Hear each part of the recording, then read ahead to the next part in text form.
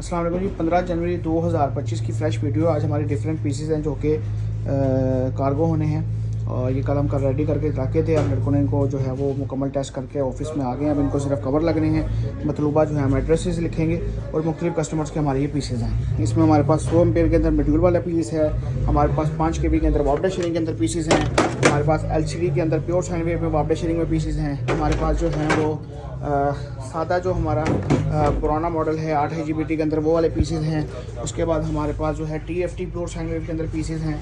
उसके बाद हमारे पास जो है वो बूस्टर का पीसेज हैं जो कि 2 प्लेटों से स्टार्ट होकर आप 12 प्लेटों तक लगा सकते हैं। तो ये 13 पीसेज हैं जो आज बिल्टी होने हैं। हमारे पास मुकम्मल अपग्रेड की सहूलत अवेलेबल है।